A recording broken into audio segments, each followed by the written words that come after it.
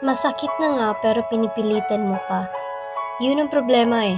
Nasasaktan ka na pero patuloy mo pa rin sinisiksik ang sarili mo sa taong hindi naman marunong magbigay ng tamang lugar para sa'yo.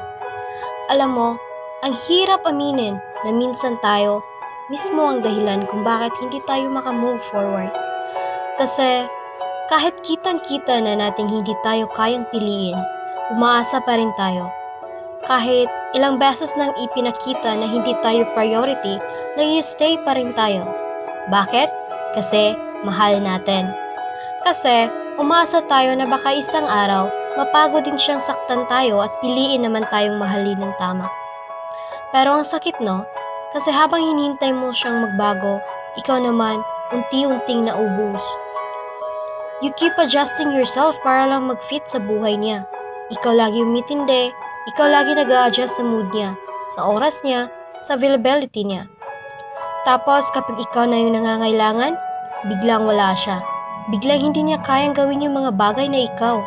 Ginawa mo naman willingly para sa kanya. At ang pinakamasakit doon, alam mong hindi na tama pero hindi ka makalis. Kasi attached ka na sa memories. Attached ka sa version niya na mabait nung una. Attached ka sa baka bumalik pa siya sa dating siya. Pero paano kung yun lang talaga siya nung una? Paano kung temporary lang lahat ng effort na yun para makuha ka niya? Ang hirap tanggapin na may mga taong gusto lang tayong mahalin kapag convenient para sa kanila. Kapag masaya sila, kapag wala silang ibang malapitan. Pero kapag okay na ulit sila, kaya ka na nilang iwan sa gilid na parang wala kang halaga. And sometimes, hindi naman talaga sila yung problema. Minsan, tayo rin. Kasi kahit alam na nating nasasaktan tayo, pinipilit pa rin natin.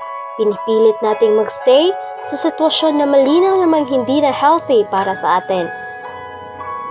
Pinipilit nating maging sapat para sa taong hindi naman tayo kayang pahalagahan. You started questioning yourself tuloy. Kulang ba ako? Pangit ba ako? Hindi ba ako enough? Bakit ang dali niya akong baliwalain? Pero listen, hindi porket hindi kanya kayang mahalin ng tama, ibig sabihin may mali na sa'yo. May mga tao lang talagang hindi marunong mag-ingat ng genuine na tao. May mga tao na sanay tumanggap pero hindi marunong magsukli. At habang patuloy mong hinahabol ang validation niya, lalo mong nakakalimutan i-value ang sarili mo. You deserve a love na hindi mo kailangang ipagpilitan, yung hindi mo kailangang magmukhang kawawa para mapansin, yung hindi mo kailangang mag-overthink gabi-gabi kung mahal ka pa ba, yung hindi mo kailangang maghabol ng bare minimum. Kasi ang totoong pagmamahal, hindi ka pinaparamdam na pabigat ka, hindi ka pinaparamdam na option ka lang. Hindi ka pinaparamdam na kailangan mo pang patunayan yung worth mo araw-araw. And one day, mapapagod ka rin. Mapapagod kang umiyak, mapapagod kang maghintay. Mapapagod kang umasa sa taong paulit-ulit ka lang ng binibigo. At darating yung araw, nagigisingin ka na lang na hindi mo na siya gustong habulin.